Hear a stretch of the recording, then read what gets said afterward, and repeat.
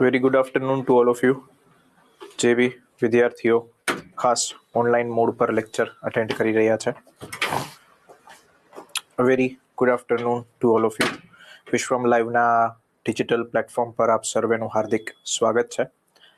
આજના સેશનની અંદર આપણો મુખ્ય ઉદ્દેશ્ય જે છે એ છે પીએસઆઈની મુખ્ય પરીક્ષાની અંદર જે વર્ણનાત્મક પોર્શન આવે છે એ વર્ણનાત્મક પોર્શન જે છે એ પોર્શનને આપણે સમજવાનો છે, એ વસ્તુઓ ઉપર આપણી અન્ડરસ્ટેન્ડિંગ ડેવલપ કરવાની છે અને એના આધારે આપણું લખાણની જે પ્રેક્ટિસ છે કે લખાણ આપણે કેવી રીતે કરી શકીએ એ બાબતની ચર્ચા કરવાની છે. આપણે આજના સેશનની અંદર જે ડિસ્કશન કરીશું સાવ બેઝિકથી, અને કોઈ પણ વિદ્યાર્થી જ્યારે પહેલી વખત લખતો હોય તો પહેલી વખત વ્યક્તિ કઈ રીતે લખી શકે અને લખવાની શરૂઆત ક્યાંથી કરવાની હોય એ બધી જ બાબતોનું શું કરીશું તો કે ડિસ્કશન કરીશું. ઓકે, તમારી દોડ જે છે એ દોડની તારીખ આવી ગઈ છે. ટૂંક સમયમાં તમારી દોડ શરૂ થશે. કોલ લેટર પણ આવી ગયા. સાથે સાથે આમાં એવું નથી પીએસઆઈના સંદર્ભમાં કે તમે પેલા પ્રિલિમ્સ આપો, પ્રિલિમ્સનું રિઝલ્ટ આવે પછી મેઇન્સ આપો. આમાં તો તમારે સાથે સાથે જ બંને વસ્તુઓ જે છે એ કરવાની રહેતી હોય છે. સો એ સંદર્ભે આપણે આજના સેશનમાં બહુ જ હાઈ ક્વોલિટેટિવ વસ્તુઓથી અને ખાસ ફોકસ સાથે આ ગુજરાતી મુખ્ય પરીક્ષાનો જે અભ્યાસક્રમ છે, જે ટોપિક છે, જે ખાસ કરીને લખાણના સંદર્ભમાં આવતા હોય છે, એ બધા ટોપિકનું ડિસ્કશન કરીશું. એ બધા ટોપિકને આપણે અપ્રોચ કઈ રીતે કરી શકીએ તેની ચર્ચા કરીશું. કારણ કે ઘણા બધા જે વિદ્યાર્થીઓ છે એ વિદ્યાર્થીઓને હંમેશા પ્રશ્ન રહેતો હોય છે કે મારે લખવું ક્યાંથી, કઈ રીતે લખવું, શરૂઆત કેવી રીતે કરવી, એક્સેટ્રા એક્સેટ્રા બધી જ વસ્તુ. ઓકે, સો એ વસ્તુની આપણે ચર્ચા કરીશું. વસ્તુઓની ચર્ચા અને ડિસ્કશન કરતા પહેલા મારું નામ જણાવી દઉં. મારું નામ હર્ષ રાજપરા છે અને હું ખાસ તમારા માટે આ ગુજરાતી ભાષાના મુખ્ય પરીક્ષાના સંદર્ભે માર્ગદર્શન અને કઈ રીતે વસ્તુઓ લખવી એના બાબતે ચર્ચા કરવાના છીએ.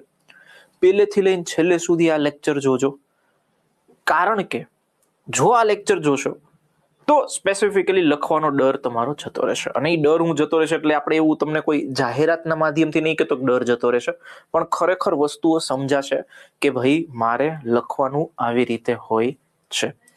એટલે આજના સેશનની અંદર આપણો ઉદ્દેશ્ય એ છે કે ગુજરાતી ભાષા અંતર્ગત જે નિબંધ લેખન, પત્ર લેખન, અહેવાલ લેખન, આ જે ત્રણ અતિ મહત્વના ટોપિક છે, કારણ કે સાથે સાથે ગદ્યાર્થ ગ્રહણ અને સંક્ષેપીકરણ પણ છે, પણ એક ટીચર તરીકે અને એક શિક્ષક તરીકે વિદ્યાર્થીઓના મનમાં જે પ્રશ્નો હોય છે લખાણના સંદર્ભે, આ ત્રણ ટોપિકના સંદર્ભે જ હશે કે મારે નિબંધ કઈ રીતે લખવો, કારણ કે મને ખબર નથી કઈ રીતે લખવાની શરૂઆત કરવી, શું કરવું, કઈ રીતે ટોપિક જે છે એ ટોપિકની પસંદગી કરવી, અગાઉના વર્ષોમાં કેવા પ્રશ્નો પૂછાયા હતા. પત્ર લેખન હોય તો પત્ર લેખન મારે કઈ રીતે લખવો, પત્ર લેખનની અંદર કઈ બાબતો ધ્યાનમાં રાખવી, આ બધી વસ્તુઓની માહિતી વિદ્યાર્થીઓ પાસે હોતી નથી. તો એ જ વસ્તુ આપણે આજના દિવસે ડિસ્કસ કરવાનો પ્રયત્ન કરીશું. ચલો, આઈ હોપ કે આ બાબત જે છે એ તમારા માઇન્ડમાં ક્લિયર હશે. તમને કોઈ પણ ડાઉટ હોય તો તમે કમેન્ટ સેક્શનની અંદર લખીને જણાવી શકશો. તમારા જે ડાઉટ અને તમારા જે બાબતો છે પ્રશ્નોનું નિરાકરણ કરવાનો અમે પ્રયત્ન કરીશું. ઓકે, ચલો તો આગળ ડિસ્કશન આપણું વધારીએ. હવે જો તમારા ભાષાની અંદર સામાન્ય રીતે આ બે રીતે ટોપિક્સ ડિવાઇડેડ છે. ઓકે, એક આખો પોર્શન તમારો ગુજરાતી ભાષાના સાથે જોડાયેલો છે, બીજો પોર્શન તમારો સમગ્ર રીતે જે છે એ ઇંગ્લિશ લેંગ્વેજ સાથે જોડાયેલ છે. હવે ગુજરાતી ભાષાની અંદર આપણે કેટલા ટોપિક છે પરીક્ષાની અંદર, બધા લોકોને અભ્યાસક્રમ ખ્યાલ છે એટલે એની ઉપર કઈ આપણે બહુ વધારે વિગતવાર ચર્ચા કરવાની જરૂરિયાત નથી, પણ ટોપિક ઉપર ખાલી નજર મારવી લઈએ તો કે ભાઈ નિબંધ લેખન છે, સંક્ષેપીકરણ છે, ફકરામાંથી જવાબ એટલે કે જેને આપણે ગદ્યાર્થ ગ્રહણ તરીકે ઓળખતા હોઈએ છીએ તે છે, પત્ર લેખન અને અહેવાલ લેખન. તો આ પાંચ વસ્તુઓ ખાસ શેના સંદર્ભમાં તો કે ગુજરાતી ભાષાના સંદર્ભમાં. જ્યારે ઇંગ્લિશ લેંગ્વેજની આપણે વાત કરીએ તો ભાઈ જો ઇંગ્લિશ લેંગ્વેજના સંદર્ભે જે પણ વિદ્યાર્થીઓને એવું હોય ઓકે, ઇંગ્લિશ લેંગ્વેજના સંદર્ભે જે પણ વિદ્યાર્થીઓને એવું હોય કે ભાઈ ઇંગ્લિશ લેંગ્વેજમાં તો મારે લખવું કઈ રીતે, મને તો ખબર જ નથી, નિબંધ આવી ગયો તો હું કેમ લખીશ, પત્ર લેખનની અંદર જે છે શબ્દો ક્યાંથી લાવીશ, વોકેબ ક્યાંય લાવીશ, આવા બધા પ્રશ્નો ઘણી વખત ઉદ્ભવતા હશે. બટ એ લોકોને પેલા અભ્યાસક્રમ જોવાની જરૂર છે. ઓકે, કે ભાઈ જો અભ્યાસક્રમની અંદર ખાલી આ 3 ટોપિક છે, આ 3 ટોપિકમાં એક છે પ્રીસી રાઇટિંગ, જેને ગુજરાતીમાં આપણે સંક્ષેપીકરણ કહીએ. જે બી ફકરો આપ્યો હોય એ ફકરાને 1/3 ની અંદર તમારે જે છે એ શોર્ટ કરીને લખવાનો. એક છે રીડિંગ કોમ્પ્રિહેન્શન, સિમ્પલ વસ્તુ, ફકરો આપેલો હોય એની ઉપરથી પ્રશ્નો પૂછેલા હોય એની ઉપરથી જવાબ લખવાના, એટલે એમાં કાંઈ બીજું મગજ ચલાવવાનું હોતું નથી. જે લખવાનું છે એ સીધું શેમાંથી લખવાનું, તો કે ફકરામાંથી પ્રશ્નો ગોતીને જવાબ ગોતીને લખવાનું. ત્રીજી વસ્તુ જે છે એ ટ્રાન્સલેશનની છે, કે જ્યાં ગુજરાતીમાંથી ટ્રાન્સલેશન ઇંગ્લિશમાં કરવાનું હોય. હવે આના માટે તમારે ખાસ વોકેબ્યુલરી જોઈએ, વાતને આપણે અસ્વીકાર કરતા નથી, પરંતુ તમે જો ગુજરાતી ભાષાના 5 ટોપિક અને ઇંગ્લિશ લેંગ્વેજના 3 ટોપિક, એટલે ટોટલ આપણે મેળવીએ તો આપણી પાસે 8 ટોપિક છે. હવે ભાઈ આ 8 ટોપિક જે છે, ઓકે, એમાંથી એકાદ ટોપિક ખાલી તમારો જે છે એ રાઇટિંગ પોર્શન સાથે જોડાયેલો, તો એમાં અઘરું થોડી છે કાંઈ. ઓકે, એને તો આપણે યાર ગમે એમ કરીને મેનેજ કરી લઈએ. આપણું ફોકસ બાકીના 7 ટોપિક ઉપર હોવું જરૂરી છે. અને એ 7 ટોપિકમાંથી પણ અતિ મહત્વની બાબત શું, તો કે નિબંધ લેખન. કારણ કે એમાં વિચારો જે છે એ આપણે આપણા મગજમાં લાવવા પડે. ઓકે, એ વિચારોને સમજાવવા પડે, એના મુજબનું કોન્ટેન્ટ જોઈએ, માહિતી જોઈએ, શબ્દો જોઈએ, લખવાની શૈલી જોઈએ, લખવાનો ફ્લો જોઈએ, શરૂઆત કરતા આવડવી જોઈએ, મુખ્ય ભાગ લખતા આવડવો જોઈએ, સમાપન લખતા આવડવું જોઈએ. આ બધી વસ્તુઓ છે. ઓકે, એટલે મારું એવું કેવું છે કે વધારે અંગ્રેજીના ટ્રાન્સલેશન ઉપર ફોકસ કરવા કરતા, અને હું જે તમને સલાહ આપું છું એ સલાહ પ્રેક્ટિકલ સલાહ આપું છું. પ્રેક્ટિકલ સલાહનો મતલબ એવો છે કે આપણે તમને એવી ફાકા ફોજદારી નહીં કે એક અંગ્રેજીમાં જે છે એ શું માસ્ટર બની જાઓ. ભાઈ 3 જ ટોપિક છે, આમાં શું માસ્ટર બનવું? ઓકે, એક ટ્રાન્સલેશન માનો પૂછાય, એ ટ્રાન્સલેશન હું માનો ગમે એમ કરીને જેવું તેવું બી લખું તો મને એવરેજ માર્ક્સ તો આવે. બટ આ જે ટોપિક છે ગુજરાતી ભાષાના, ત્યાં તમે એવરેજ કરતા વધારે માર્ક્સ ખેંચી શકો છો એવી શક્યતા છે. ઓકે, એટલે આપણું સંપૂર્ણ ફોકસ અને આપણી ચર્ચાનું જે ડિસ્કશન છે એ ડિસ્કશન આ બાબતો ઉપર રહેશે. એ જ બાબતોને આપણે ક્રમશઃ જે છે એ વિગતવાર શું કરીશું, તો કે ચર્ચાની સાથે લાવીશું. ઓકે, ચાલો 1 by 1 ડિસ્કશન જે છે એ ડિસ્કશન આપણું શરૂ કરીએ. આપણો ખાસ ફોકસ આજના સેશનની અંદર એ આપણા સ્પેસિફિક નિબંધ લેખનના સંદર્ભે છે, પત્ર લેખનના સંદર્ભે છે અને અહેવાલ લેખનના સંદર્ભે છે. શક્યતા હશે તો આપણે બધી જ વસ્તુઓને ડિસ્કસ કરવાનો પ્રયત્ન કરીશું. ગુજરાતી ભાષાની તૈયારી કઈ રીતે કરવી, એના સોર્સિસ, સ્ત્રોત કયા હોવા જોઈએ, લખાણની પ્રેક્ટિસ કેવી રીતે કરવી, આ બધી જ વસ્તુઓની ચર્ચાઓ 1 by 1 જે છે એ ડિસ્કસ કરવાનું શરૂ કરીશું. ચલો તો શરૂ કરીએ આપણો લેક્ચર. સૌથી પહેલા ટોપિક આધારિત જે વ્યૂહરચના છે એમાં આપણી પહેલી વસ્તુ જે આવશે એ આવશે શું, તો કે એ આવશે સામાન્ય રીતે ગુજરાતી ભાષા અને એમાં પણ નિબંધ લેખન. ઓકે, હવે જો નિબંધ લેખનના સંદર્ભે એક વસ્તુ ખાસ ધ્યાનમાં રાખો. પહેલા તો નિબંધ જે છે એની માહિતી આપણી પાસે હોવી જોઈએ કે ખરેખર નિબંધ શું છે. ઓકે, આપણે કેવું થાય, કોઈ બી ટોપિક આવે એ ટોપિક ઉપર જે બી વસ્તુ જાણતા હોય એ લખવાનું શરૂ કરી દઈએ. નિબંધ આવું હોતું નથી. ઓકે, અને નિબંધની અંદર હું તમને એક વસ્તુ કહું, નિબંધ એવો ટોપિક છે ગુજરાતી ભાષામાં કે જે ક્યાંક ને ક્યાંક તમારા સૌથી વધારે માર્ક્સ કાપી બી શકે અને ક્યાંક ને ક્યાંક તમને સૌથી વધારે માર્ક્સ અપાવી બી શકે. હવે તમારી ઉપર છે તમે એને ડીલ કેવી રીતે કરો છો. ઓકે, તો જો સૌથી પહેલા 1 by 1 શરૂ કરીએ.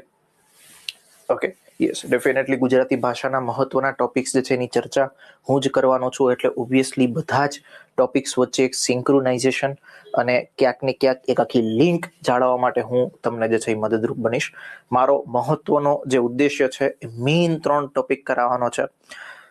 એ છે નિબંધ લેખન, અહેવાલ લેખન, પત્ર લેખન, અને આમાં પહેલેથી લઈને છેલ્લે સુધી ક્વેશ્ચનને અપ્રોચ કઈ રીતે કરવો એ બધી જ વસ્તુઓની ચર્ચા આપણે કરીશું. ચાલો, હવે જો નિબંધના સંદર્ભે સૌથી પહેલા વસ્તુ વિચારો તો કે નિબંધ શું છે ખબર છે? તમે જે વસ્તુ લખો છો, ઓકે, હવે આપણે જે વસ્તુ લખીએ છીએ, ઓકે, એ વસ્તુ એ દર્શાવે છે કે શું આપણે વિચારીએ છીએ, રાઈટ? તમને એવું કીધું હોય કે પોલીસ જે છે, હા, જો મેઇન એક વસ્તુ યાદ રાખજો પીએસઆઈ ના સંદર્ભમાં કે આપણું મેક્સિમમ ફોકસ જે કરંટ અફેર્સની ઘટનાઓ બને છે, પોલીસ સંબંધિત ઘટનાઓ છે, પોલીસની જે ભૂમિકા છે, આ બધી વસ્તુ ઉપર વધારે હોવો જોઈએ. એ એટલા માટે વધારે હોવો જોઈએ કારણ કે હમણાં હું તમને પ્રીવિયસ યરના પ્રશ્નો દેખાડીશ તો એમાં પણ ક્યાંક ને ક્યાંક તમે એ વસ્તુ આઈડેન્ટિફાઈ કરી શકશો કે જે થીમ છે પ્રશ્નોની, એ નિબંધ લેખનના ટોપિક હોય, અહેવાલ લેખનના હોય કે પત્ર લેખનના હોય, એ થીમ ક્યાંક ને ક્યાંક પોલીસ સાથે જ જોડાયેલી છે. ઓકે, પોલીસ સાથે જ જોડાયેલી થીમ છે. સો એટલા માટે આપણે એ પોલીસને થીમને પકડી રાખવાની છે, એના મુજબ આપણી વિચારશૈલી ડેવલપ કરવાની છે. ઓકે, તો એક વસ્તુ તમે વિચારો કે આપણે જે બી વસ્તુ લખીએ છીએ પેપરની અંદર, તમને માનો નિબંધ લેખન લખશો તો નિબંધ લેખનની અંદર ટોટલ તમને 4 પેજીસ આપશે. ઓકે, આ ડેટા તો કે લાસ્ટ યરની જે આન્સર શીટ હતી એના ઉપરથી આપણે મેળવીએ. 4 પેજીસ જેવું તમને જે છે એ લખવા માટે આપશે નિબંધમાં. તો નિબંધ શું દર્શાવે? તો કે નિબંધ દર્શાવે ભાઈ આપણા વિચારોનું પ્રતિબિંબ. તમને પ્રશ્ન એવો પૂછવામાં આવે પોલીસની ભૂમિકા દેશની અંદર લોકશાહીમાં શું છે? હવે તમે જે લખો છો એ પોલીસની ભૂમિકા લખશો, તમે પોલીસની ભૂમિકા વિશે શું વિચારો છો એ વસ્તુ લખશો. ઓકે, એટલે આપણે જે વસ્તુ વિચારીએ છીએ એ રિફ્લેક્ટ થાય છે એમાં તો કે આપણા નિબંધમાં, અને જે વસ્તુ આપણા નિબંધમાં રિફ્લેક્ટ થાય ને જે વસ્તુ ત્યાં પ્રતિબિંબ દેખાય એ આપણા વિચારોનું પ્રતિબિંબ હોય કે આપણે શું વિચાર્યું એ જ વસ્તુ આપણે એક્સપ્રેસ કરીએ છીએ. તો પહેલી વસ્તુ આ યાદ રાખવાની. હવે જો કોઈ બી વસ્તુ જ્યારે આપણે લખીએ, મેઇન્સમાં હંમેશા એક વસ્તુ બહુ જ કોમન હોય. ઓકે, જ્યારે મેઇન્સની વાત આવે ત્યારે એક વસ્તુ યાદ રાખવી, મેઇન્સ હંમેશા 3 બાબતો ઉપર ફોકસ કરે. એક, તમારું ઇન્ટ્રોડક્શન કેવું છે. ઇન્ટ્રોડક્શન એટલે સામાન્ય શબ્દોની અંદર તમે એવું કહો કે તમે શરૂઆત કેવી કરો છો લખાણ. પહેલી વસ્તુ આ. બીજી વસ્તુ જે એ ફોકસ કરે એ છે બોડી પાર્ટ. બોડી શું કહેવાય ખબર છે? તો કે જે મુખ્ય થીમ હોય તે, તમને જે વિષય પૂછવામાં આવ્યો છે એ વિષયના સંદર્ભે તમે જે લખી રહ્યા છો એને કહેવાય બોડી પાર્ટ. આ બીજી વાત. અને ત્રીજી જે વાત છે એ ત્રીજી વાત શું છે તો કે એ છે કન્ક્લુઝન. કન્ક્લુઝનને આપણે ગુજરાતીમાં કહી શકીએ સમાપન. ઓકે, સમાપન. તો એક થઈ ગઈ નિબંધની શરૂઆત, એક થઈ ગઈ નિબંધનું મુખ્ય થીમ, એક થઈ ગયું નિબંધનું સમાપન. શરૂઆત, મુખ્ય થીમ અને સમાપન. તમારે જ્યારે લખવાનું આવે ને તમારા સામે જ્યારે ટોપિક આવે ત્યારે 3 પોર્શન વિચારવાના. એક, હું નિબંધની શરૂઆત કેવી રીતે કરીશ, બીજું તો કે નિબંધમાં શું લખીશ, અને ત્રીજું કે આ નિબંધનો અંત કેમ થશે. ઓકે, આ 3 વસ્તુ, અને આ 3 વસ્તુ પત્ર લેખનમાં ચાલુ રહેશે, આ 3 વસ્તુ અહેવાલ લેખનમાં આવશે. જ્યાં તમને કોઈ પ્રશ્ન પૂછે જેની ઉપર તમારે તમારા વિચારો દર્શાવવાના હોય, તમારે કોઈ વસ્તુ વર્ણનાત્મક રીતે લખવાની હોય, ત્યાં હંમેશા ઇન્ટ્રોડક્શન, બોડી, કન્ક્લુઝન આવે. અને આ તમે પીએસઆઈમાં લખો, રેવન્યુ તલાટીમાં લખો, સીસીઈમાં લખો, યુપીએસસીમાં લખો, જીપીએસસીમાં લખો, બધામાં આ 3 કોમ્પોનન્ટ સેમ રહેતા હોય છે. ઓકે, તો વસ્તુ સમજીએ આપણે તો કે નિબંધ હંમેશા એક ખાસ યાદ રાખવાનું કે શરૂઆત ખૂબ જ ધારદાર હોવી જોઈએ. ઓકે, હવે તમે પ્રશ્ન એ પૂછશો મને કે શરૂઆત ધારદાર એટલે શું? તો ભાઈ એ તો આવનારા લેક્ચરમાં ભણવાનું, બધું આજે થોડી ડિસ્કસ કરી લઈશું. ઓકે, શરૂઆત કેમ કરવી એની બધી જ ટેકનિક છે. કે શરૂઆત એક વાર્તાથી કરી શકાય, શરૂઆત એક પંક્તિથી કરી શકાય, શરૂઆત એક સુવિચારથી કરી શકાય, શરૂઆત જે છે એ તથ્યો કે ફેક્ટના આધારે કરી શકાય, શરૂઆત જે છે એ કોઈક સ્ટોરીના આધારે કરી શકાય, શરૂઆત કોઈ સત્ય ઘટનાના આધારે કરી શકાય, શરૂઆત કોઈ વર્તમાનમાં ચાલતો કિસ્સો હોય એના આધારે કરી શકાય. ઓકે, દરેક રીતે થઈ શકે. રાઈટ. તો શરૂઆત જોરદાર હોવી જોઈએ. બીજી એક વસ્તુ, એ જોરદાર કેમ બનાવીને એ જ તો આપણે શીખવાનું છે. ઓકે, એવું નહીં ખાલી વાત કરી લઈશું શરૂઆત તો કે જોરદાર, પણ એ શરૂઆત જોરદાર કેમ બનાવી દેટ વી વિલ ડિસ્કસ. ચાલો એનાથી આગળ બીજી એક વસ્તુ તો કે વિષય જે છે એ વિષયને બહુ જ સારી રીતે સમજવો જરૂરી. જો હું તમને એક વસ્તુ કહું, તમને 5 ટોપિક પૂછવામાં આવશે. આ 5 ટોપિકમાંથી તમારે કોઈ એક ટોપિક ઉપર લખવાનું છે. ઓકે, 5 માંથી કોઈ એક ટોપિક ઉપર લખવાનું છે. તો જ્યારે તમારે એક ટોપિક ઉપર લખવાનું હોય ત્યારે બેસ્ટ ટોપિક હોવો જોઈએ કે જેની ઉપર તમે લખી શકો. અને દેશી ભાષામાં કહું, દેશી ભાષામાં કહું તો એનો મતલબ એવો થાય કે ભાઈ 4 પેજ આપ્યા છે, 4 પેજ ભરાઈ જાય એટલી માહિતી હોય તો જ ટોપિક પસંદ કરવાનો. આ સિમ્પલ ટેકનિક, સિમ્પલ. ઓકે, એનાથી વધારે બીજું કઈ વિચારવાની જરૂર જ નહીં. કોઈ મને એવું કે ટોપિક કેવો પસંદ કરવો, કોઈ વ્યક્તિ એમ કે જેની ઉપર હું વિચારી શકું, જેની ઉપર મુદ્દા બનાવી શકું, જેની ઉપર આ કરી શકું, આ કરી શકું. હું સિમ્પલ એટલું કહું, જેની ઉપર 4 પેજ ભરી શકો એ ટોપિક પસંદ કરો. બાકી કોઈ ટોપિકને છંછેડવાનો નહીં, કોઈ ડેરિંગ નહીં. કારણ કે આ હારું જે ઓપોર્ચ્યુનિટી આવે માંડ વરમાં એકવાર આવે. હવે ન્યાય તમારે એડવેન્ચર કરવા હોય, કાંઈ જ એડવેન્ચર, કાંઈ જ રિસ્ક લેવાનું નહીં. ઓકે, એવો જ ટોપિક પસંદ કરવાનો જે તમને આવડે છે. રાઈટ. બાકી કોઈ ટોપિકને આપણે અડવાની જરૂરિયાત નથી. પ્રેમથી સાઈડમાં મૂકી દો. હવે પછી ઓલું 12th ફેલ મૂવી જેવું થાય. રાઈટ. હારું નિબંધ પૂછ્યું તો ટુરિઝમ ઇન ઇન્ડિયા, એને લખ્યું ટેરરિઝમ ઇન ઇન્ડિયા. ઓકે, તો પછી તો કે ફેલ ન્યાથી જ. એટલે આપણે કોઈ જેવો ટોપિક પસંદ કરીશું નહીં કે જે આપણને નથી આવડતો. ઓકે, ચાલો તો એ ટોપિક આપણે એવો જ પસંદ કરી શકીએ જેમાં આપણે વિષય સારી રીતે સમજી શકીએ, આપણને ખબર હોય કે આની ઉપર આપણે લખી શકીશું. ચાલો હવે બીજી એક બહુ જ મહત્વની વાત હું તમને કહેવા માટે જઈ રહ્યો છું, એટલે શાંતિથી આ વસ્તુને સાંભળજો. જો તમે નિબંધના 3 પાર્ટમાંથી એક બાબતે તો મેં તમને ડિસ્કશન કરી દીધું કે ભાઈ શરૂઆત કેવી હોવી જોઈએ, તો કે અસરકારક હોવી જોઈએ. ઓકે, પણ એક વસ્તુ તમે જો, નિબંધ જ્યારે તમારા પેપર ચેકર વાંચવાનું શરૂ કરે તો એ શરૂઆતનો પહેલો પેરેગ્રાફ જોવે, ફકરો જોવે. અચ્છા, બીજી એક વાત યાદ રાખજો, આપણે આખો નિબંધ ફકરામાં જ લખવાનો હોય. ઓકે, કોઈ મુદ્દા આધારિત નહીં. ઓકે, બધું શું હોવું જોઈએ? ફકરામાં. ઓકે, આમ એક પોઈન્ટ, બીજો પોઈન્ટ, ત્રીજો પોઈન્ટ, આ ટેકનિક યુઝ કરવાની નથી. આપણે લખવાનું છે ફકરાઓની અંદર. Okay, in paragraphs. રાઈટ. તો જ્યારે પેપર ચેકર શરૂઆત કરે ત્યારે પેલો પેરેગ્રાફ જોવે, અંતમાં એક પેરેગ્રાફ. એટલે જો આ જે ઇન્ટ્રોડક્શન અને બોડી છે ને, એ બંને વસ્તુ એક હવે લખીએ તો ચાલે. ઇન્ટ્રોમાં કદાચ 2 પેરેગ્રાફ તમે લખો તો બી ચાલે, પણ કન્ક્લુઝન 1 પેરેગ્રાફ, ઇન્ટ્રો 1 પેરેગ્રાફ. બાકીની બધી વસ્તુઓ, હવે જો ઇન્ટ્રો તો અડધા પેજથી અડધા પેજમાં આવ્યું, કન્ક્લુઝન બી અડધાથી અડધા પેજમાં આવ્યું. બાકીના પેજ શેનાથી ભરવાના? તો કે એ ભરવાના મેઇન બોડી અને મુખ્ય થીમથી.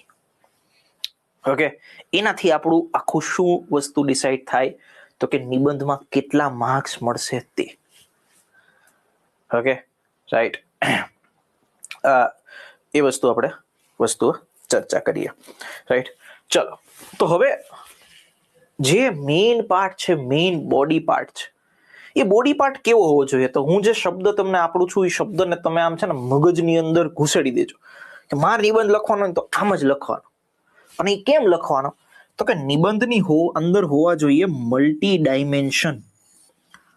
તો હવે અમુક વિદ્યાર્થીઓ એવું જ પૂછશે કે મલ્ટી ડાયમેન્શન એટલે શું? તો કે મલ્ટી ડાયમેન્શન એટલે તો કે બહુપરિમાણીય.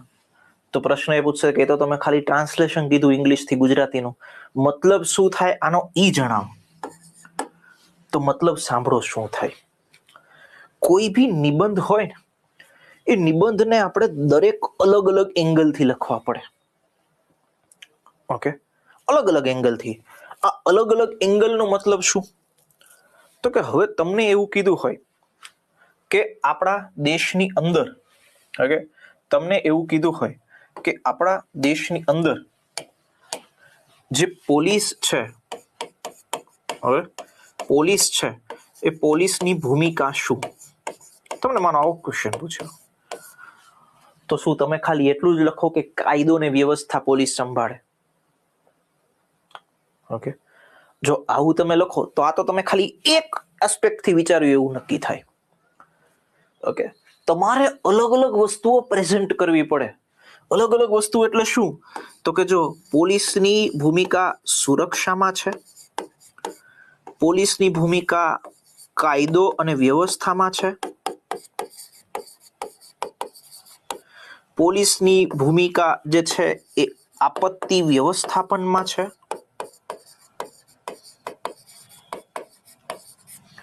પોલીસની ભૂમિકા જે છે એ ભીડ નિયંત્રણમાં પણ છે. ઓકે, પોલીસની ભૂમિકા રાષ્ટ્રીય અને ગુપ્ત, આ સુરક્ષા અલગ, અને રાષ્ટ્રીય અથવા ગુપ્ત સુરક્ષામાં પણ છે. રાઈટ? તો પોલીસની ભૂમિકા કઈ ખાલી કાયદો સંભાળવામાં નથી. ઓકે, પોલીસ આ બધું કામ કરે છે. સુરક્ષા મહિલાઓને બી આપે, બાળકોને બી આપે, વૃદ્ધોને બી આપે, સામાન્ય જનતાને બી આપે. સુરક્ષા રાષ્ટ્રીય સંદર્ભમાં જ્યારે ગુપ્તતાની મેટર આવે કે કોઈ ઇન્ટેલિજન્સની મેટર આવે ત્યારે પણ આપે. પોલીસ તો કે કાયદો ને વ્યવસ્થા તો સંભાળે જ છે. ઓકે, જે બધી બાબતો જે છે એ કાયદા મુજબ થાય એ વસ્તુ જોવે. પછી તો કે પોલીસ આપત્તિ વ્યવસ્થાપન, દેશમાં કોઈ ઘટના બની જાય, એ માનવ સર્જિત આપત્તિ હોય કે કુદરતી આપત્તિ હોય, બંને આપત્તિની અંદર પોલીસ પોતાની ભૂમિકા ભજવે. ઓકે, પછી તો કે કોઈ જગ્યાએ ભીડ છે, કોઈ જગ્યાએ હાલાત કે જે સિચ્યુએશન છે, સ્થિતિ છે, એ સ્થિતિ નિયંત્રણમાં નથી, તો ક્યાં નિયંત્રણમાં સ્થિતિ લાવવાની? અને આપણે ભલે કાયદો અને વ્યવસ્થાના ભાગરૂપે જ કહીએ, પણ એક શબ્દ તો લખી શકીએ કે ભાઈ આ ભીડ જે છે એ ભીડને નિયંત્રિત કરે. ઓકે, પછી તો કે પોલીસ રાષ્ટ્રીય બાબતોમાં પણ મહત્વની અગ્રેસર. તો આ વસ્તુ શું થઈ? તો કે આ એક જ જે પ્રશ્ન હતો કે એક જ જે મુદ્દો હતો એને આપણે અલગ અલગ દિશાઓથી વિચાર્યો. ઓકે, અલગ અલગ દિશાઓથી વિચાર્યો. Right, just 1 minute.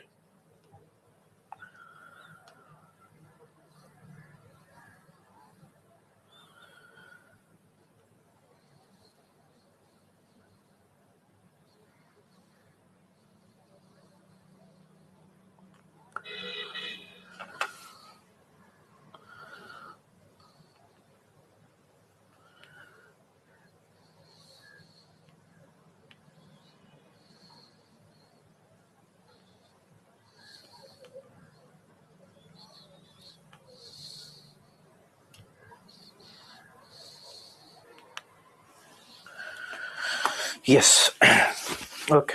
તો એક જ જે વિષય હતો એ વિષયને આપણે અલગ અલગ એંગલથી વિચાર્યો અને આપણે આપણું લખાણ લખ્યું. ઓકે, તો આને કહેવાય મલ્ટી ડાયમેન્શન. તમને કોઈ વસ્તુ એવું કહેવામાં આવે, જેમ કે એવો પ્રશ્ન પૂછવામાં આવે કે કાયદો જે છે એ કાયદો હંમેશા વ્યવસ્થા જાળવવામાં મદદરૂપ બને. ઓકે, વ્યવસ્થા જાળવવામાં મદદરૂપ બને. આવો પ્રશ્ન ચિહ્ન કરીને તમને પ્રશ્ન પૂછો તો તમારે લખવું પડે. તમે એમ કહો હા બસ મદદરૂપ બને છો, તો એ તો 1 ડાયમેન્શન થી વિચાર્યું. તમારે એવું લખવું પડે કે હા આવા કિસ્સાઓની અંદર બને. તમારે એવું કરવું પડે કે ના અમુક કિસ્સાઓની અંદર ન બને. અને તમારે આગળ લખવું પડે કે આનો ઉકેલ શું હોવો જોઈએ. આને કહેવાય મલ્ટી ડાયમેન્શન. ઓકે, ક્લિયર થાય છે? So this is what about the multi dimension. એટલે નિબંધમાં આપણે આ બધી વસ્તુઓ ખાસ ધ્યાનમાં રાખવાની છે. આ બધી જ વસ્તુઓને આપણે લેટર ઓન જે છે એ ચર્ચા પણ કરવાના છીએ. 1 by 1 ઈચ એન્ડ એવરી અલગ અલગ થીમ જે છે એ અલગ અલગ થીમ ઉપર કેવી રીતે પ્રશ્નો પૂછાય, અલગ અલગ થીમ ઉપર જે છે એ આપણે લખી કેવી રીતે શકીએ, આ બધી જ વસ્તુઓ જે છે એ વસ્તુઓ આપણે ડિસ્કસ કરવાની રહી. કારણ કે આપણી પાસે જેમ કે જો અત્યારના સમયની અંદર જેમ કે ભારતીય ન્યાય સંહિતા આવ્યું, અત્યારના સમયની અંદર ઓટીપીના ફ્રોડ ચાલતા હોય, ડિજિટલ અરેસ્ટના કેસ ચાલતા હોય, ઇકોનોમિક ફ્રોડ્સ ચાલતા હોય, સિક્યોરિટીના સંદર્ભે પ્રશ્નો હોય, મહિલાઓની સુરક્ષાના સંદર્ભે પ્રશ્નો હોય, તો આપણે બધા જ પ્રશ્નો અલગ અલગ વેમાં ડિસાઈડ કરવા પડે.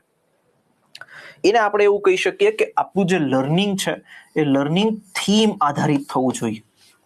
ઓકે, અલગ અલગ થીમ. હું તમને હમણાં પ્રશ્નો પણ દેખાડીશ એટલે તમને આઈડિયા આવશે કે ભાઈ પ્રીવિયસ યરમાં કેવા ક્વેશ્ચન્સ પૂછાયા છે. ચાલો, તો મલ્ટી ડાયમેન્શનની વાત થઈ ગઈ. બીજી એક વસ્તુ એ બી છે કે ભાષા આપણે જ્યારે લખીએ ત્યારે કેવી રાખવી.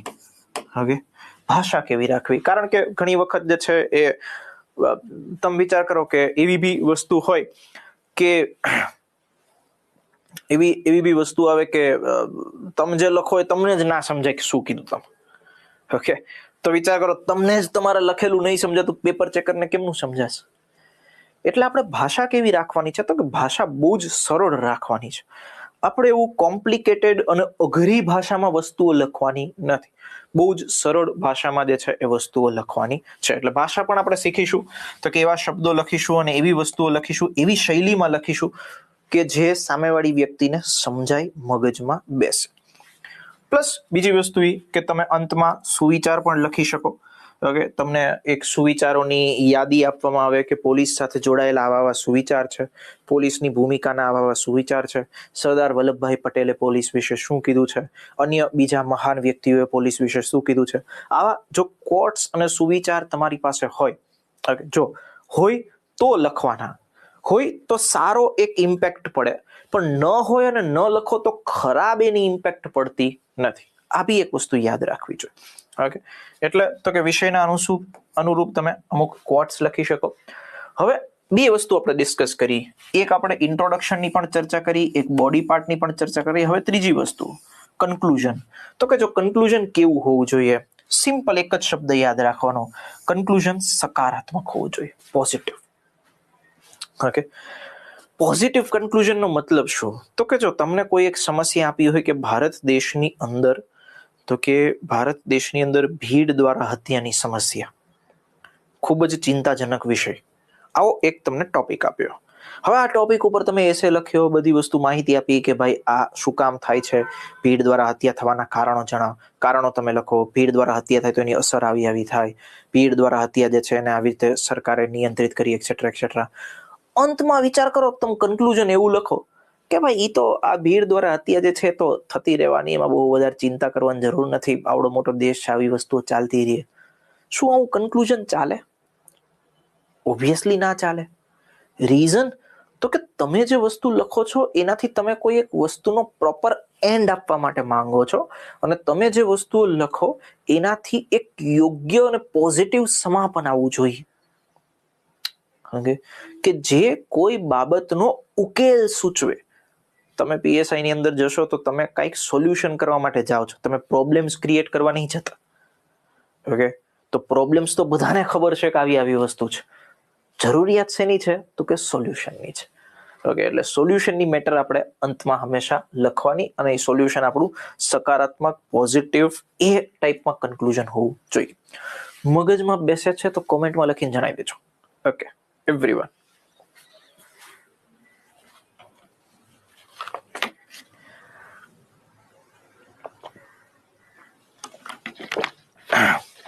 Yes, everyone. Please let me know in the chat box. Okay. મગજમાં આ વસ્તુ બેસે છે?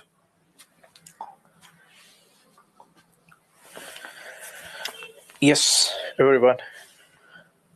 ક્લિયર રીતે ઉતરી રહ્યું છે કે શું વસ્તુ આપણે ડિસ્કસ કરી રહ્યા છીએ? જો જે જીતની તૈયારી છે, જે વસ્તુ લખાણની તૈયારી છે, એ અત્યારથી જ કરવાની હોય. તમે એમ કહો કે હું દોડ પાસ કરી જાઉં અને પછી હું મેઇન્સનું લખવા માટે બેસું, તો મારા વાલા પછી ભેગું થાય નહીં. એટલે અત્યારથી જ એ વસ્તુની અન્ડરસ્ટેન્ડિંગ મગજમાં ક્રિએટ કરવી જરૂરી છે. ચાલો, તો એ જ બાબત સાથે હજી અહીંયાથી પણ આપણે આગળ વધીએ. આગળના જે બીજા મુદ્દાઓ છે એ મુદ્દાઓને આપણે ચર્ચા કરીએ. ચાલો, હવે પીએસઆઈ નું પેપર જુઓ. વર્ષ 2025 અંદર જે પાર્ટ બી છે, એ પાર્ટ બી અંતર્ગત પૂછવામાં આવેલા નિબંધના પ્રશ્નો જે છે મેં અહીંયા તમારી સમક્ષ લીધા છે. એ નિબંધના પ્રશ્નો આપણે એક વખત જોઈએ કે શું પૂછાયા હતા અને કેવી રીતે પૂછાયા હતા, અને કઈ રીતે આપણે કદાચ ડીલ કરવું હોય તો કરી શકીએ, અને કઈ થીમમાંથી પૂછાયા હતા. ઓકે, ચલો, પેલો ક્વેશ્ચન એવો હતો, ભયની ફિલસૂફી. શું સજાનો ડર ખરેખર ગુનાને અટકાવે છે? આ ક્વેશ્ચન નંબર 1. ઓકે, જ્યારે તમે થીમ આની જો આપણે પ્રયત્ન કરીએ થીમનો કોઈ એવો સ્પેસિફિક વસ્તુ તો ના હોય કે દરેક ક્વેશ્ચનની કોઈક એક થીમ હોય જ, પણ આપણે જે છે એ સ્પેસિફિકલી એને સમજવાનો પ્રયત્ન કરીએ કે થીમ કંઈક આવી હોઈ શકે. ઓકે, કે થીમ અને આની સાથે કંઈક જોડી શકાય. તો ભયનું ફિલસૂફી, સજાનો ડર, તો આ જે થીમ છે એ ખાસ કરીને આપણા દેશની અંદર જે સજાની વ્યવસ્થા છે એ સજાની વ્યવસ્થા જે છે એ વ્યવસ્થાની અસરકારકતા વિશે વાત કરે છે. કે ખરેખર જે સજા છે એ સજાથી મતલબ એકચ્યુઅલમાં શું દેશની અંદર ગુનાઓ અટક્યા છે, સજાઓથી જે લોકોને ભય છે તો એના ગુનાઓ અટક્યા છે, હા કે ના, આ બંને વસ્તુ તમારે કહેવું પડે. ઓકે, સો એ કોન્ટેક્સ્ટમાં અહીંયા વસ્તુ આપણે લખી શકીએ. હજી આની ઉપર આગળ પણ ડિસ્કશન કરીશું, બટ પેલા બીજા ટોપિક જોઈએ. એનાથી આગળ કાયદાના અમલીકરણમાં સમસ્યા હલ કરવાની માનસિકતા માટે આવશ્યક સજ્જતા. ઓકે, કાયદાના અમલીકરણની અંદર સમસ્યા હલ કરવાની માનસિકતા માટે આવશ્યક સજ્જતા. થીમ પ્રયત્ન કરીએ. થીમ જે છે એ ખાસ જ્યારે કાયદાના અમલીકરણની વાત આવે ત્યારે કાયદાનું અમલીકરણ કરવાની વ્યવસ્થા કે કાયદાના અમલીકરણ કરવાની જે જવાબદારી છે એ જવાબદારી ઓબ્વિયસલી આખું જે વહીવટી તંત્ર હોય એ વહીવટી તંત્રની હોય. અને આપણને જ્યારે આપણે વાત કરીએ તો આપણે પોલીસના સંદર્ભમાં જ જે છે એ વાત કરીએ અને પોલીસ અધિકારીઓના સંદર્ભમાં જ જે છે આ વસ્તુની વાત કરીએ. ઓકે, તો પોલીસ અધિકારીઓના સંદર્ભમાં જ આ વસ્તુ લાગુ પડે. એટલે પોલીસ અધિકારીઓની જે સમસ્યા હલ કરવાની જે માનસિકતા છે એના માટેને આવશ્યક સજ્જતા શું, તો આ ખાસ પોલીસ અને પોલીસ અધિકારીઓના ગુણો સંબંધિત પ્રશ્ન છે. ઓકે, ગુણો કે જેને આપણે વેલ્યુઝ તરીકે ઓળખી શકીએ, તેમાંથી ક્વેશ્ચન પૂછાય. એનાથી આગળ જો એક રેન્ડમ ક્વેશ્ચન પૂછી દીધો કે શું કાયદો જાળવવા મતલબ વ્યવસ્થા જાળવવા માટે કાયદો પૂરતો છે. ઓકે, તો કાયદા વિશે જ કે કાયદાની અગેન અસરકારકતા જેવો ક્વેશ્ચન જ પૂછી લીધો. ઓકે, કાયદાની અસરકારકતા વિશે જ પ્રશ્ન પૂછી લીધો. ઓકે, શું વ્યવસ્થા જાળવવા માટે કાયદો આવશ્યક છે કે પૂરતો છે. એનાથી આગળ કટોકટી વ્યવસ્થાપનમાં પોલીસનું ઉત્તરદાયિત્વ. ઓકે, તો અગેન ક્વેશ્ચન પૂછવામાં આવ્યો પોલીસની ભૂમિકામાંથી. ઓકે, પોલીસની ભૂમિકામાંથી. રાઈટ. પછી કરુણા અને સહાનુભૂતિ પોલીસ અધિકારીને સક્ષમ કરવા માટે અનિવાર્ય છે. ઓકે, શું અનિવાર્ય છે એવા ટાઈપમાં અગેન ગુણ સંબંધિત પ્રશ્નો કે વેલ્યુઝ સંબંધિત. હવે જો 5 પ્રશ્નો જ્યારે આપણે જોયા તો 5 પ્રશ્નોને જોઈને આપણને એટલો ખ્યાલ આવે અને એટલો આઈડિયા આવે કે 5 પ્રશ્નોની થીમ ક્યાંક ને ક્યાંક પોલીસ સાથે સંબંધિત છે. ઓકે, 5 પ્રશ્નોની થીમ પોલીસ, કાયદો, વ્યવસ્થા, પોલીસની ભૂમિકા, કાયદાની અસરકારકતા, સજાની વ્યવસ્થાની અસરકારકતા, એના સંદર્ભે જ ક્વેશ્ચન પૂછો. એટલે આપણે એ જ બાબત ઉપર તૈયાર રહેવું પડશે કે ક્યાંક ને ક્યાંક પોલીસના થીમ. હવે જો આ જ્યારે ક્વેશ્ચન પૂછાયું હતું ત્યારે એટલા મોટા પ્રમાણની અંદર ડિજિટલ અરેસ્ટ કે અન્ય સાયબર ફ્રોડ એ બધી બહુ મોટી સમસ્યા નથી.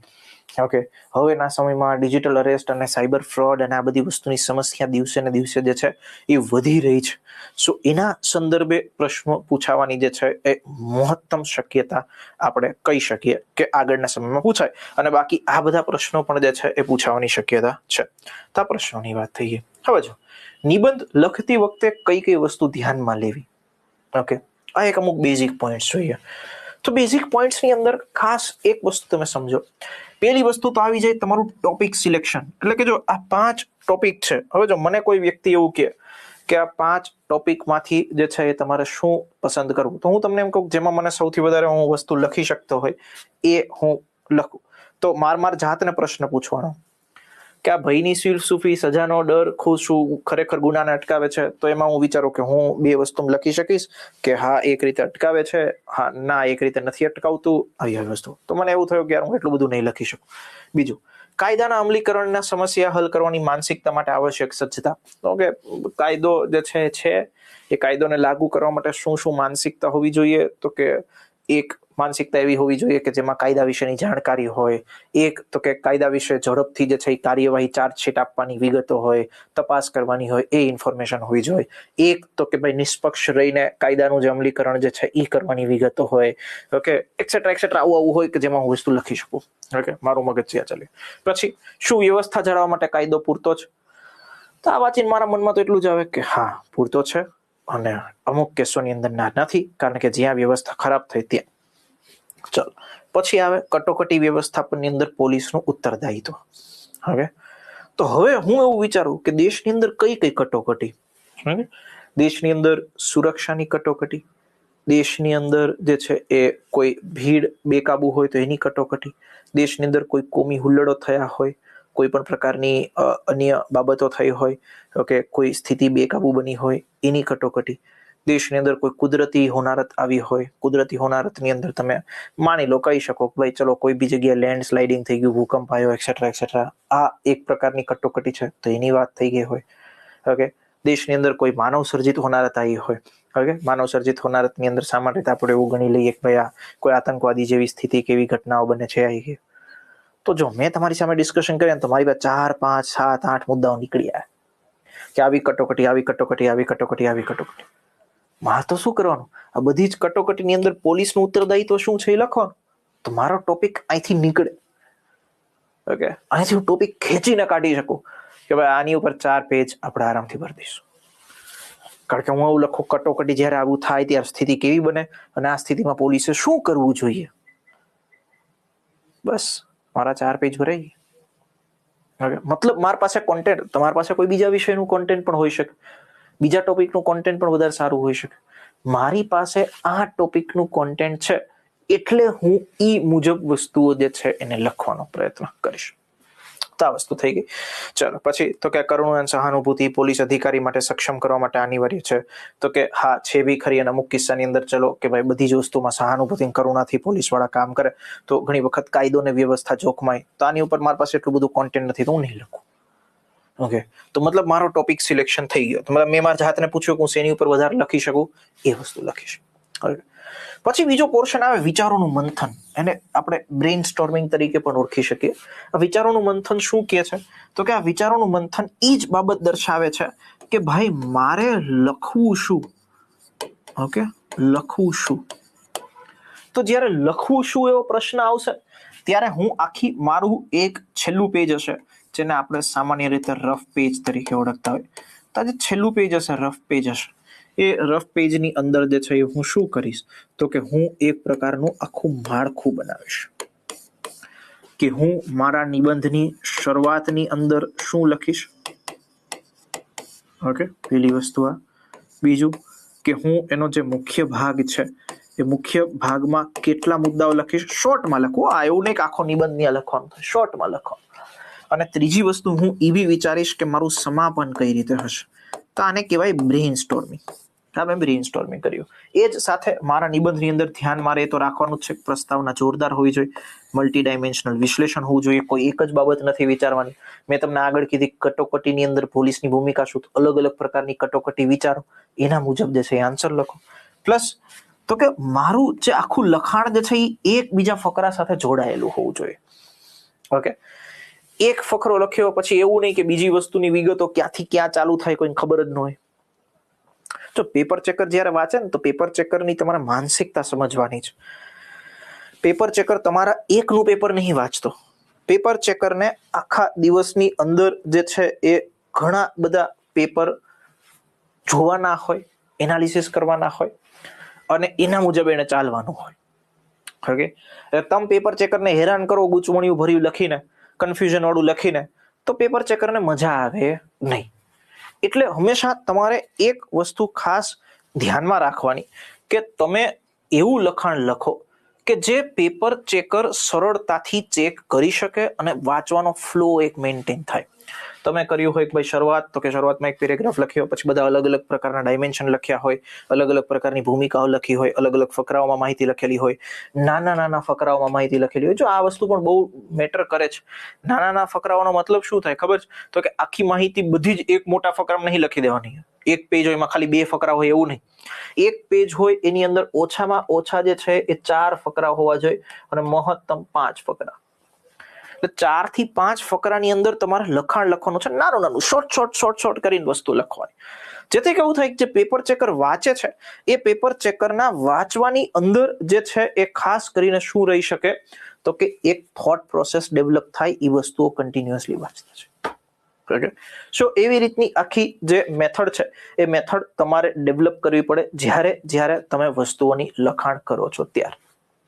ઓકે, ચાલો પછી એક સકારાત્મક નિષ્કર્ષ, આ વસ્તુની આપણે વાતચીત ઓલરેડી કરી. ઓકે, કેવી રીતે કન્ક્લુઝન કરીશું એ બી આપણે આગળના લેક્ચર્સની અંદર ડિસ્કસ કરીશું. ઓકે, કે ભાઈ હું તમને એ શીખવાડીશ કે કન્ક્લુઝન લખવાની મેથડ કઈ, ઓકે, ઇન્ટ્રોડક્શન લખવાની મેથડ કઈ.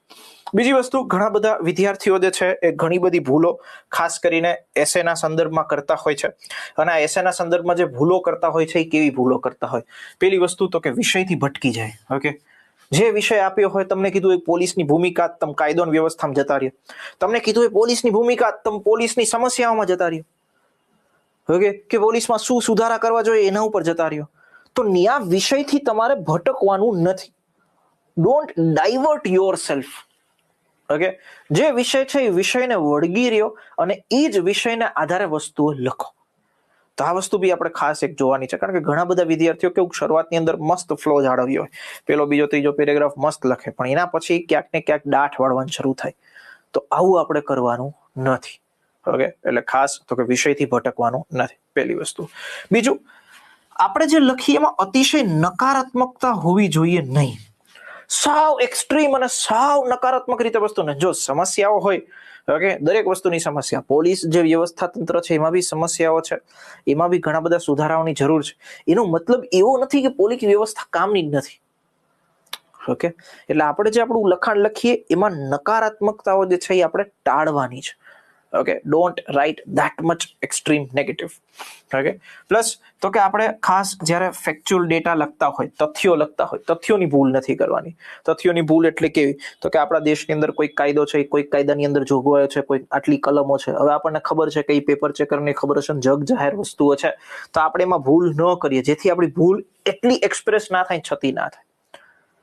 તે વસ્તુ પણ આપણે ધ્યાન રાખવી પડશે. બીજું, તમે જે લખો છો એમાં તમારો કોઈ પૂર્વગ્રહ ન હોવો જોઈએ, બાયસ્ડનેસ ના હોવી જોઈએ. તમે લખો તો ભાઈ જે વસ્તુનું લખાણ લખો એ તમે નિષ્પક્ષતાથી લખો. ઓકે, નિષ્પક્ષતાથી લખો. તમે કોઈ વસ્તુ જે છે એની સકારાત્મક જે બાબતો હોય એ સકારાત્મક બાબતોને પણ દર્શાવો. કોઈ વસ્તુ જે છે એની નકારાત્મક બાબત હોય તો સંતુલિત રીતે જે છે એ તમે શું દર્શાવો, તો કે નકારાત્મક બાબતો દર્શાવો. તમે કોઈ બાબત જે છે તો એના ઉકેલ પણ સૂચવો. ઓકે, આવી રીતે તમે જ્યારે લખાણ લખો ત્યારે શું કહેવાય એને, તો કે એને કહેવાય એક બેલેન્સ્ડ વસ્તુ. ઓકે, સો અસંતુલિત વસ્તુઓ ન હોવી જોઈએ, બધી જ વસ્તુઓ સંતુલનમાં બેલેન્સમાં લખવાની છે. સારી વસ્તુ એવું બી નહીં ખાલી સારી વસ્તુ લખે જાઓ. ઓકે, તમે એવું લખો કે ના ના ના પોલીસ વ્યવસ્થાની અંદર બધું જ જોરદાર છે, કોઈ જ વાંધો નથી, કોઈ જ પ્રોબ્લેમ નથી, એવી રીતે બી વસ્તુ નહીં લખવાની. ઓકે, તો એ બી વસ્તુ ખાસ. બીજી વસ્તુ તો કે પુનરાવર્તન વસ્તુઓનું ન કરો. આપણે ઘણી વખત જે છે જૂના આપણે એસે લખતા તો એવી વસ્તુઓ કરતા કે એક પેરેગ્રાફમાં જે વસ્તુ લખી હોય એ હરી ફરીને ક્યાંક આપણે ત્રીજા પેરેગ્રાફમાં બી ફરી લખી નાખીએ. તો આવી વસ્તુ કરવાની આપણે નથી. એ વસ્તુઓ ખાસ ધ્યાન રાખજો. એટલે પુનરાવર્તન વસ્તુઓનું ન થવું જોઈએ, એક ને એક વસ્તુ રિપીટ ન થવી જોઈએ. રિપીટ, હવે તમને એવું લાગતું હશે કે આ પેપર ચેકરને ક્યાં ખબર પડવાની મેં પહેલામાં શું લખ્યું ત્રીજામાં, તો કે પેપર ચેકર બહુ સ્માર્ટ હોય. ઓકે, એ તમારું જે લખાણ છે એ લખાણ જોઈને આઈડેન્ટિફાઈ કરી લે, તમને માપી લે કે ભાઈ આ વ્યક્તિ પાસે કોન્ટેન્ટમાં ધાર છે કે નથી. તો એ વસ્તુ એક તમારે ધ્યાનમાં લેવાની છે. ઓકે, પ્લસ તો કે બીજી એક બાબત નાની છે પણ બહુ જ મોટી છે, અને એ કદાચ તમે કરશો બી નહીં, પણ એ વસ્તુ શું છે તો કે એ છે ભાષાકીય ભૂલો નથી કરવાની. ઓકે, ગ્રામર કે વ્યાકરણની ભૂલો નથી કરવાની, રસ્વઈ દીર્ઘઈની ભૂલો નથી કરવાની.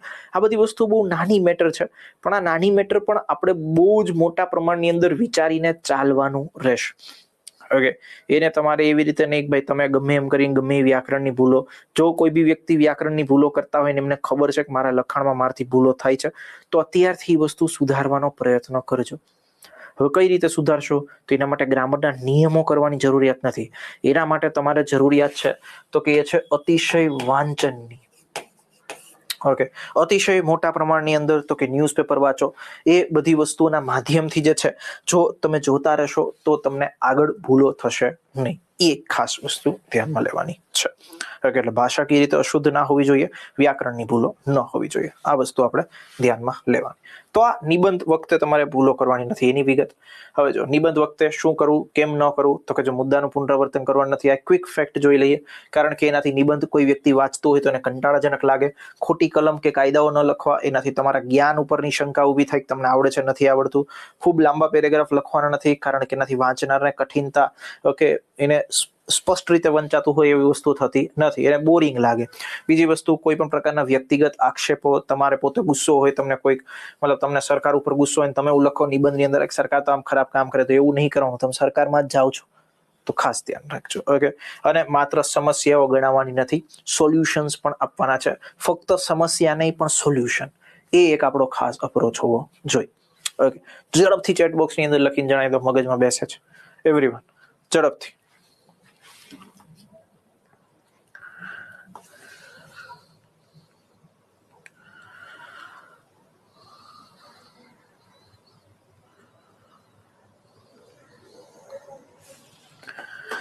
યસ એવરીવન, ઝડપથી.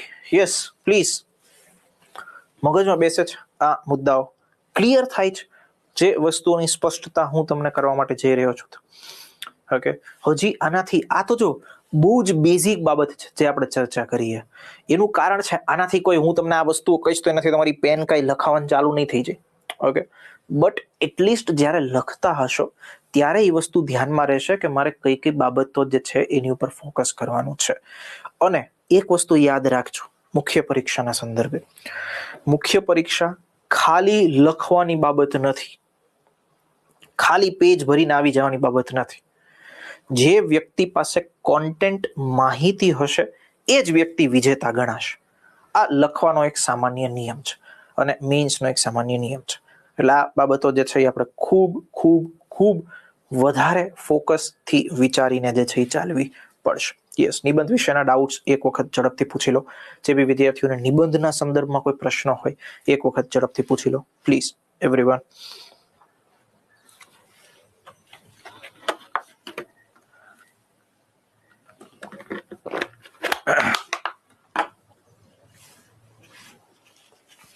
નિબંધના સંદર્ભે જે પ્રશ્નો હોય એ વિદ્યાર્થીઓ પૂછી શકે.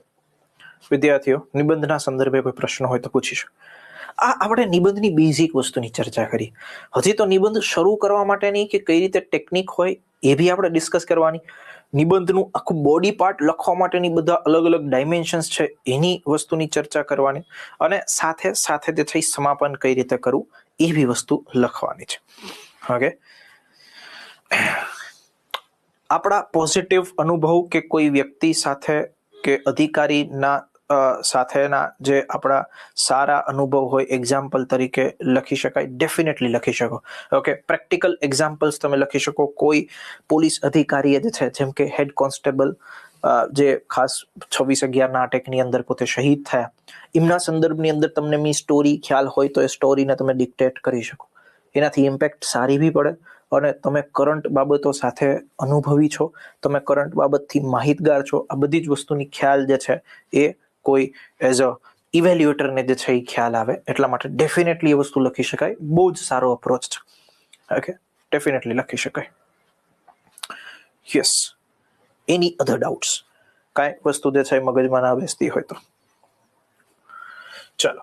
તો આ એક અમુક શું વસ્તુ થઈ, નિબંધની મેટર થઈ. ઓકે, નિબંધની થીમ કઈ રીતે લેવી, તો થીમ, જો કોઈ વિદ્યાર્થીઓ પૂછી રહ્યા છે કે થીમ કઈ રીતે લેવી ઓર થીમ કઈ રીતે વિચારવી, તો ભાઈ એ જ તો કામ અમારું છે. ઓકે, હું જ તમને 15 થી 20 જેટલી થીમ ધરી દઈશ તમારી સામે કે ભાઈ આ કાયદો ને વ્યવસ્થા, આ મહિલાની સુરક્ષા, આ ફ્રોડ, ઇકોનોમિક ફ્રોડ, આપત્તિ વ્યવસ્થાપન. ઓકે, બધી જ વસ્તુના સંદર્ભમાં આપણે જે છે એ પાસ ઓન થઈશું જ્યારે જ્યારે આપણા લેક્ચર્સ કન્ડક્ટ થશે ત્યારે. ઓકે, ડેફિનેટલી જમ્મુ કાશ્મીરની અંદર આર્મી અને પોલીસના સહકારી જે પ્રયાસો હોય એ પ્રયાસોનું આપણે બધી જ વસ્તુઓ મેન્શન કરી શકીએ. જેટલી બી કરંટ અફેર્સની જે ફેક્ટ ઘટનાઓ છે, ફેક્ટ ઘટનાઓને તમે ડેફિનેટલી લખી શકો. ઓકે, કોઈ ચિંતા કરવાની જરૂર નથી. યસ, ઓકે, તો આ આપણું એક બેઝિક ડિસ્કશન નિબંધના સંદર્ભે. હજી જ્યારે આવનારા લેક્ચર્સની અંદર આપણે મળતા રહીશું ત્યારે ખાસ પત્ર લેખનના સંદર્ભે પણ વસ્તુઓની ચર્ચા કરતા રહીશું. પત્ર લેખન શરૂઆત કઈ રીતે કરવી, પત્ર લેખનનું માળખું શું હોય, સેમ વસ્તુ આપણે અહેવાલ લેખનના સંદર્ભમાં પણ ચર્ચા કરીશું. ધીરે ધીરે વસ્તુઓને જે છે આપણા મગજની અંદર આપણે શું કહેવાય ગ્રાસ્પ કરતા જઈશું, ધીરે ધીરે વસ્તુઓને જે છે એ સમજતા જઈશું અને એમ આપણું લખાણ જે જઈ શકશે. પણ આટલી જે મેં વાત તમને કીધી કે નિબંધમાં આટલી વસ્તુ ધ્યાનમાં રાખવાની, આવી ભૂલો ન થવી જોઈએ, એક્સેટ્રા એક્સેટ્રા, આ બધી જ વસ્તુઓ જે છે એ આપણે ડિસ્કસ કરવાના છીએ આવનારા સેશનની અંદર. ઇન્ટ્રોડક્શન કેમ લખવું એ બી ચર્ચા કરીશું, બોડી પાર્ટ કેમ લખવું એ બી ચર્ચા કરીશું અને કન્ક્લુઝન કેમ કરવું એ બી ચર્ચા કરીશું. સો એ આપણા જે અપકમિંગ સેશન્સ થશે એ સેશન્સની અંદર આપણું ડિટેલ્ડ ડિસ્કશન જે છે થવાનું છે. અલગ અલગ થીમના આધારે પણ ડિસ્કશન થવાનું છે. ત્યારે આપણે ચર્ચા જે છે એના હાથ પર લઈશું. ક્લિયર છે એવરીવન? ચલો, so thank for watching this video. જય હિન્દ, જય ભારત.